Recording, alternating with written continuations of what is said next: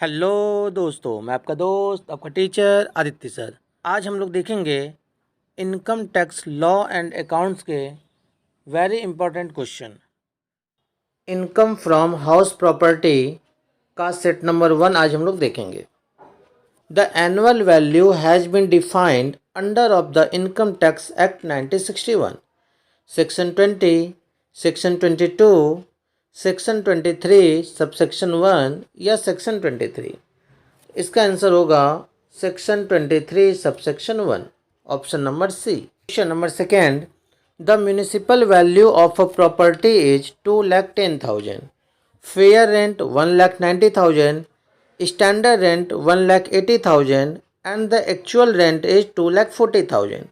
The gross annual value of the property would be. तो आपको पता होगा रूल क्या होता है कि म्यूनिसिपल वैल्यू हमारा जो है 2,10,000 दिया है और फेयर रेंट दिया है 1,90,000। इन दोनों में से हायर कौन सा है बताइए? 2,10,000 और स्टैंडर्ड रेंट है 1,80,000। तो 2,10,000 और 1,80,000 इन दोनों में से कम हमारा कौन सा होगा बताइए? 1,80,000। ये हमारा एक्सपेक्टेड हो जाएगा। फिर 1,80,000 और एक्चुअल रेंट 2,40,000, इन दोनों में से हायर कौन है? वही हमारा GAB होगा। तो इन दोनों में से जो हायर होगा 2,40,000, option number C. Question number third, if fair rent is not gives the assume dash as fair rent. किसको फेयर रेंट मान लिया जाता है? एक्चुअल रेंट को, स्टैंडर्ड को, एवरेज को या नन? एक्चुअल रेंट को मान लिया जाता है, option number first. Question number 4, rent received by original tenant from subtenant is taxable under the head income from house property, income from other source, income from capital gain या none? तो क्या हो जाएगा बताइए? Income from other source हो जाएगा, option number B. Question number 5, the net annual value of house let out is 1 lakh and actual amount spent by the SSC on repair and insurance premium 20,000. The amount of deduction allowed under section 24A shall be. Under section 24A में बताया गया है कि standard deduction जो है वो 30% मिलेगा। कितना मिलेगा? 30% मिलेगा। आप कितना खर्च करते हैं उससे कोई मतलब नहीं। तो ये जो 20,000 खर्चा किया है इससे आपको कोई लेना देना नहीं है।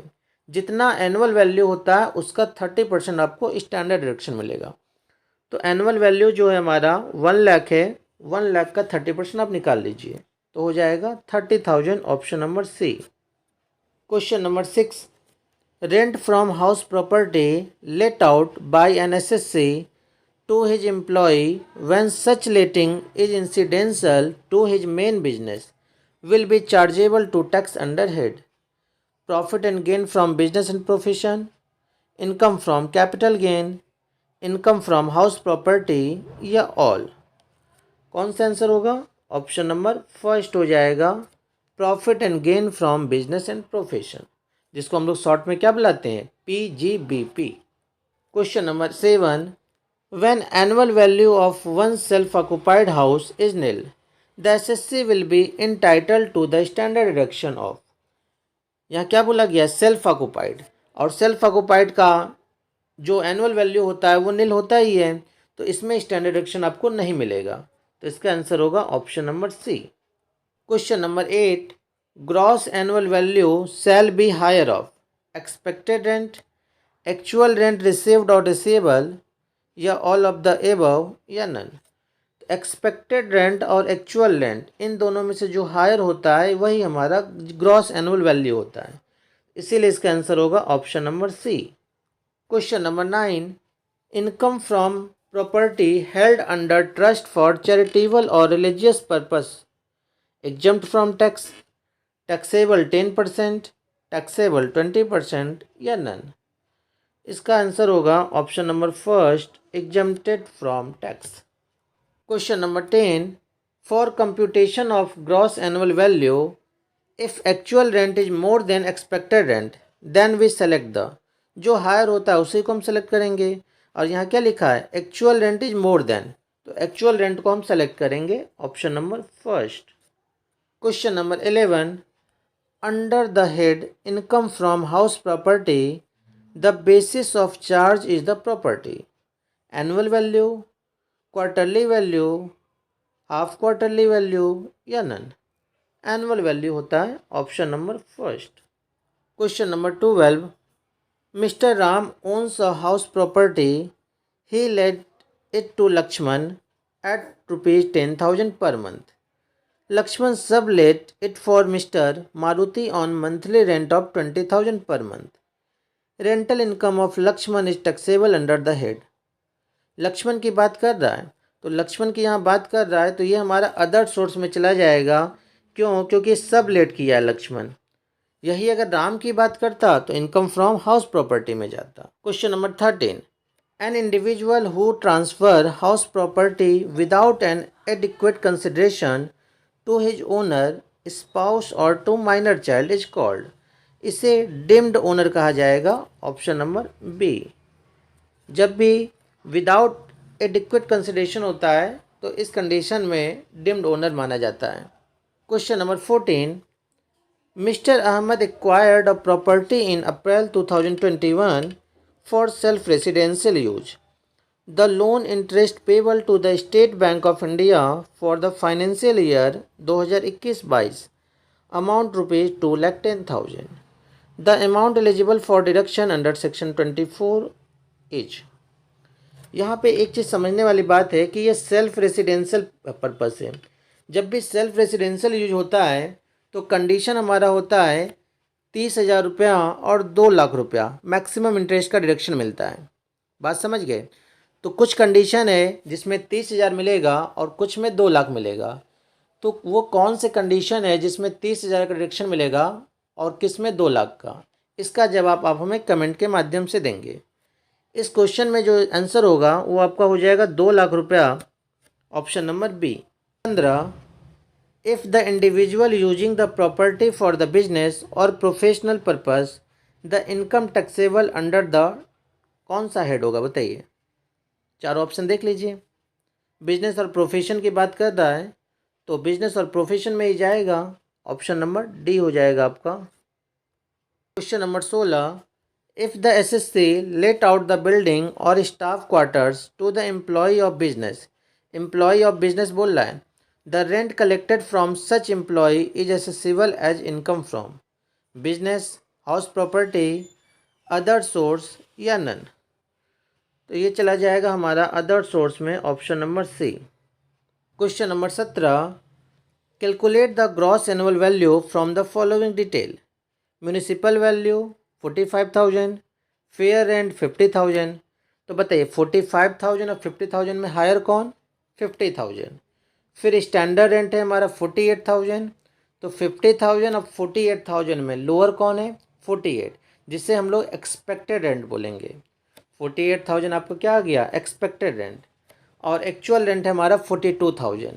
तो एक्सपेक्टेड रेंट और actual rent whichever is higher लेते हैं. तो एक्सपेक्टेड आपका 48,000 था और एक्चुअल रेंट 42,000 था. इन दोनों में हायर कौन सा हो गया? 48,000. इसीलिए इसका आंसर होगा option number B. Question number 18. Which of the following is not a case of deemed ownership of the property. First option transfer to a spouse from inadequate consideration, ये तो है. Transfer to a minor child for inadequate consideration, ये भी है. Hold of an impartible estate, ये भी है.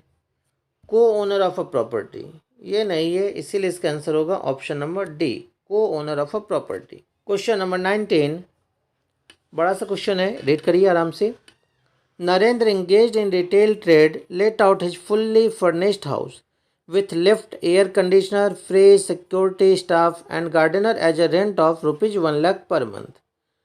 The agreement did not provide for separate rent for various facility, but it is a composite agreement. The amount received by him would be chargeable to tax under the head. कि इसमें answer जो हो जाएगा आपका वो हो जाएगा income from house property. Option number C. Question number 20. Deduction for other expense except interest in the computation of income from house property is allowed to the extent of. Income from house property में जो deduction मिलता है वो दो चीज़ का मिलता है, एक तो इंटरेस्ट का मिलता है, और यहाँ पे बोला है आपसे क्वेश्चन में कि एक्सेप्ट इंटरेस्ट, माने इंटरेस्ट को छोड़कर। तो इंटरेस्ट को छोड़कर जो मिलेगा वो स्टैंडर्ड डिडक्शन मिलता है, वो भी 30% का। 30% किसका मिलेगा? एनुअल वैल्यू का। देख लीजिए किस ऑप्शन में दिया है, option number C. Question number 21, arrear rent is taxable after deduction as per section 25B of the income tax act 1961। 30% का मिलेगा, ऑप्शन नंबर फर्स्ट हो जाएगा। Question number 22, Sejal is the owner of a house property covered under the Rent Control Act, municipal value 30,000, actual 25,000, fair 36,000 and standard 28,000। The gross annual value of the house property will be, बताएंगे कौन सा होगा? आइए समझाते हैं आपको।